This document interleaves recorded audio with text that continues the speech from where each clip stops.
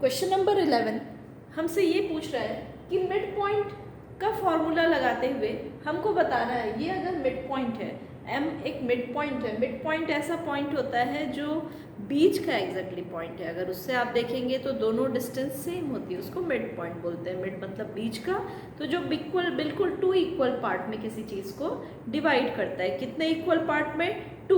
तो इसी से आप फॉर्मूला को याद कर सकते हैं। फॉर्मूला याद करने की आपको नीड नहीं होगी, एक टेक्निक बताऊंगी मैं आपको जिससे आप फॉर्मूला याद कर सकते हैं।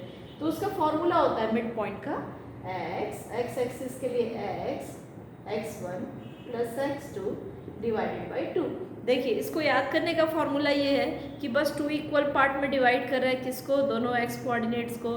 तो आप सीधा याद करिए x1 plus x2 divided by 2, direct आप याद कर सकते हैं। तो यहाँ पे आपको बीच का पॉइंट दिया है, तो ये जो पॉइंट होता है ना, ये जो x होता है, ये मिड पॉइंट के कोऑर्डिनेट्स है। हमको ये दिया हुआ है, तो जो दिया हुआ है उसको हम रख लेते हैं। यहाँ क्या दिया है हमें? -7 दिया है, -7 इक्वल टू, साथ ही साथ x1 क्या है हमारा वैल्यू? 3 है। ये x1 हुआ, ये x2 हुआ, और x2 की वैल्यू क्या है हमारी? x और साथ में 2। तो इसको सॉल्व करेंगे। देखिए ये पूरे का सम है, तो पूरे का डिवीजन है, तो पूरे का डिवीजन यहाँ जाके क्या होगा? मल्टीप्लाई। तो -7 multiply by 2 equal to 3 plus x हो गया।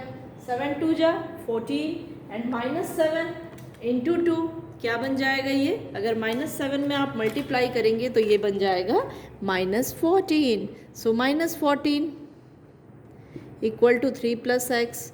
तो ये प्लस यहाँ जाके माइनस बन गया, -14 -3 इक्वल टू एक्स। तो हमारी x की वैल्यू आ गई -17। तो -17 हम लिख देंगे। तो फर्स्ट हमारा आंसर निकल गया। -17 जो होगा वो हमारा कोऑर्डिनेट्स होगा x का। अब आपको पता है कि मैथ्स के सारे आंसर चेक होते हैं, तो चलिए आंसर एक बार चेक भी कर लेते हैं। Let's check it. -17 और एक कोऑर्डिनेट क्या था? +3 डिवाइडेड बाई 2।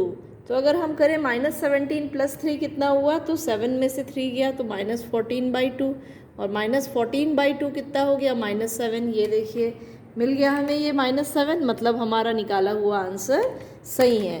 तो ये फर्स्ट पार्ट सॉल्व हो गया। अब हमें इसी तरह इस लाइन का हमें y पार्ट निकालना है। So let's start. तो इसके y पार्ट को निकालने के लिए हम फॉर्मूला लिख देंगे y equal to y1 plus y2 divided by 2।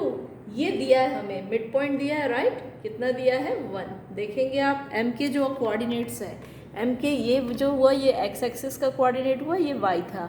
तो ये हमें दिया हुआ है, कितना दिया है? 1। y1 की वैल्यू क्या है? देखिए यहाँ पे दी हुई है -4। So let's put the value of y1। So y1 की वैल्यू हमने रख दी -4। y2 हमें निकालना है, y है ये, डिवाइडेड बाई 2। यहाँ अगेन 2 मल्टीप्लाई हुआ तो 1 2 जा 2 हो गया, डायरेक्ट मैंने लिख दिया -4 प्लस y। माइनस है तो यहाँ जाके क्या बनेगा? प्लस बन जाएगा लेफ्ट साइड में जाके। So let's do it. So minus plus बन गया, 2 plus 4 equal to y, 6 equal to y। y की वैल्यू क्या आ गई? 6। ओके, सो चेक भी करते हैं अपना आंसर। चलिए यहाँ अगर y की जगह आप 6 रखते हैं तो क्या आएगा? -4 प्लस 6 डिवाइडेड बाई 2।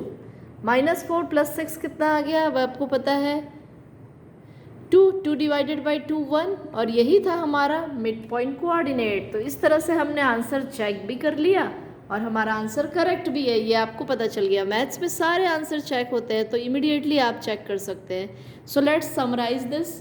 सो हमने मिड पॉइंट निकालना था क्वेश्चन का, हमें बी के कोऑर्डिनेट्स निकालने थे। तो हमने सबसे पहले मिड पॉइंट का फॉर्मूला लगाया। इसके लिए आपको ये फॉर्मूला याद भी नहीं करना है, बस मिड पॉइंट है ना, मिड पॉइंट मतलब 2 इक्वल पार्ट में डिवाइड करता है, तो दोनों कोऑर्डिनेट्स को डिवाइडेड बाई 2 कर दीजिए। इसके बाद वैल्यू पुट कर दी हमने। वैल्यू पुट करने के बाद आंसर जो आया उसे चेक भी कर लिया। अब सेकंड पार्ट में भी हमने सेम तरीके से कर लिया, और इस तरह से हमारे आंसर जब आप लिखेंगे तो लास्ट में आप लिखेंगे हमें आंसर पूछा था कि b के कोऑर्डिनेट्स कितने हुए। So the coordinates of b are x के हुए -17 और y के हुए 6। सो -17 और 6 ये हमारा फाइनल आंसर हो गया। This is our final answer of question number 11। If you have any doubt, any query, please write us on the comment And if you have any doubt in any topic of maths, write us also. If you want any video, write us. Thank you.